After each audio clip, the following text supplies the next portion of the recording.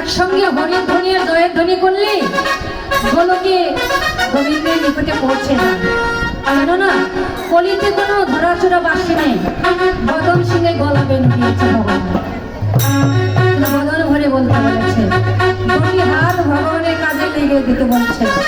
কেননা হাত সাক্ষী দিবে, চোখ সাক্ষী দিবে, নাক সাক্ষী দিবে, কান দিবে, দুটি পদকাও দিবে। তা আমরা যদি গোবিন্দ সেবায় না লাগাই তাহলে কি তার সাক্ষী দিবে? বাবা দিবে না। এখানে আজকে যা করবেন সব গোবিন্দের খাতায় লিখিবদ্ধ হবে। কেননা এই মাসটা হলো দামোদর। আজকে একটা ভালো তিথি, দ্বাদশী তিথি, বড় একাদশীর পরের দিন দ্বাদশী তিথি। কৃপা করে যদি 1 টাকা কেউ দান করে, 5 টাকা করে, তার 100 টাকার পুণ্য হয়। এই মাসে যারা দান দক্ষিণা করবে তার দ্বিগুণ পুণ্য লাভ করবে। রাধে রাধে। দেখা যাক।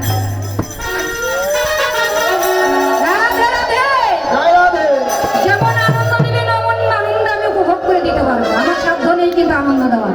আপনারাই আমায় দিয়ে করাবেন। কীর্তন আমি করতে পারবো না, আপনারা আমায় দিয়ে কীর্তন করাবেন।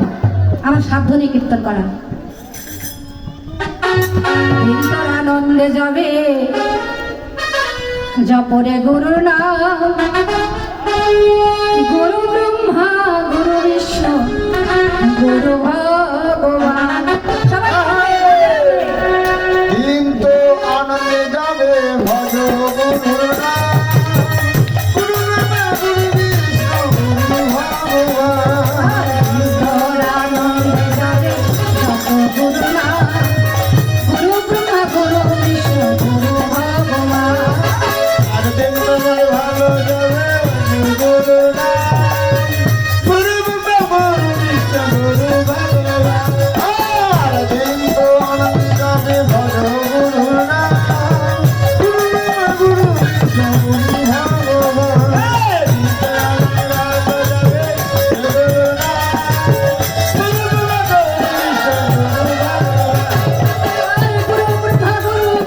গুরু ভগবান।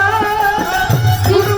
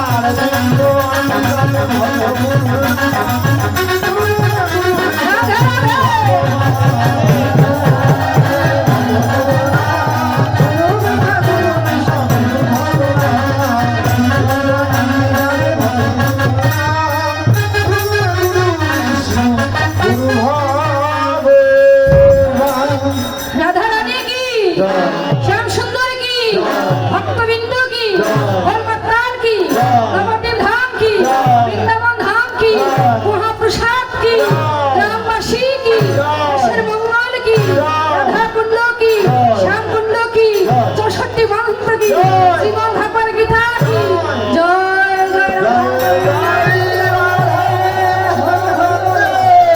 হরি হরি বল, হরি বল, হরি বল, জয় হোক। হরি বল, হরি হরি বল।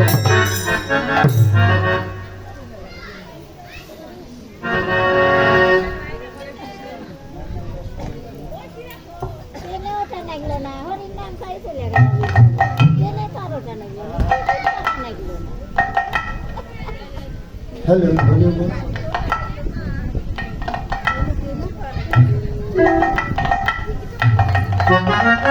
ওমা, টাকা পয়সা লাগলো, কারো সম্পত্তি লিখে নিলাম,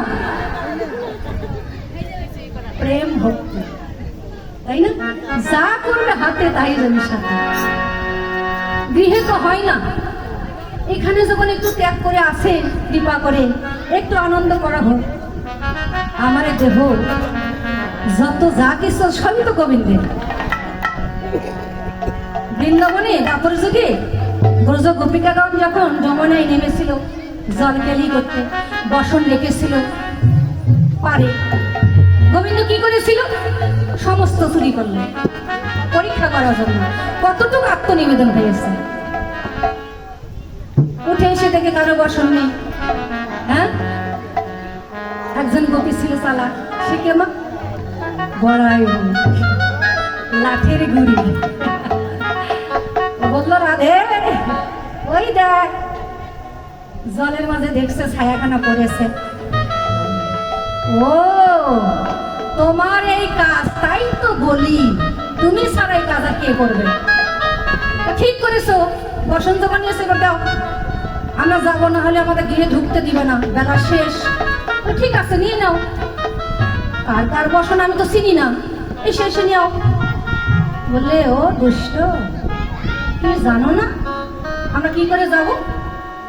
আমাদের বসন আছে, আমরা কি করে নেব যাবো উঠে? আমরা তো লোক। বলতো কেন? যার মধ্যে আসো ওখানে নামতে পেরেছো, ওখানে লজ্জা করেনি? ও তোমার লজ্জা নেই না? তা নাই, তোমার লজ্জা বলতে কিছুই নেই। যদি ভালো চাও তাহলে দয়া করে বসন গুলা দাও। বলছে ওরে লজ্জাবতী রে, কোথায় থেকে এলে? যখন জলে নামছিল তখন মনে ছিল না? একবার দেখো তো, যার মধ্যে নেমেছো ওর মধ্যে কি আমি নেই? বেশ, দেখো তো একবার তাকিয়ে, যার মধ্যে নেমেছো ওর মাঝে কি আমি নেই? সবই তো তারই, আমার কি? দেহ মন প্রাণ জীবন যৌবন সবই তো তার। যদি আমার হতো আমি ধরে রাখতে পারতাম আমার কাছে। এটা আমরা ভাবিনি কখনো। লজ্জা ঘৃণা ভয় তিন থাকিতে কৃষ্ণ ভজন কবু ভবানী। চতুরের শিরোমণি আমার গোবিন্দ, যেই জন ভজে কৃষ্ণ সেই বড় চতুর। জগতে যেই জন ভজে কৃষ্ণ সেই চতুর।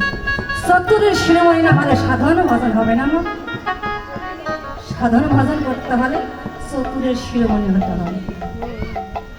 কেননা গোসি মাছ কাদায় থাকে, কাদার মাঝে, কিন্তু গায়ে কাদা ভরে না। সাধারণ ভজনটা হলো অমূল্য। যাক, ভগবান বসন দিলেন না যখন, না না দু হাত তুলে চাইতে হবে। যখন দেখলো ঠিক তো জলের মাঝেও আমার গোবিন্দ দেখা যাচ্ছে, কথা তো সত্যই, তখন বাধ্য হয়ে দু হাত তুলে প্রণাম করলেন। লজ্জা ঘৃণা সব কিছু ত্যাগ হয়ে গেল বসন দিয়ে। গোবিন্দ যখন ভালোবাসে একটি জীব, একটি ভক্ত, অনেক পরীক্ষা করে তাকে। কতটুকু তোমার ধারণ ক্ষমতা, কতটুকু তোমার সহ্য ক্ষমতা, কতটুকু তোমার ধৈর্য। ধৈর্যই হচ্ছে ভজন। যার ধৈর্য নেই তার কোনো সাধারণ ভজন হবে না, অধৈর্য হলে চলবে না। আর সাধন ভজন করতে হলে একটু কলঙ্ক আনবে। কেননা তোমার যে পাপ আছে পূর্ব জন্মে, সেই পাপগুলি ক্ষয় করবে কি করে? আর একজনের বদনে তোমার যখন নিন্দা বন্দনা করবে, তখনও তোমার দেহের পাপগুলি তার বদনে ক্ষয় হবে। কিন্তু তোমার সহ্য করতে হবে। অনেকে সহ্য করতে পারে না, আমার কলঙ্ক করলে অনেকে মারামারি লাঠালাঠি হয়ে যায়, দেখা যায়। তা করা যাবে না, সহ্য করতে হবে।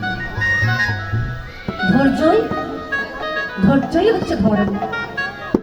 দেখো মধুময় মধুর বৃন্দাবনে আমাদের নন্দের নন্দন শ্রীকৃষ্ণ কানাইয়া গোপাল প্রভাতকালে ঘুম হইতে উঠাই মা যশোমতী কি করছে?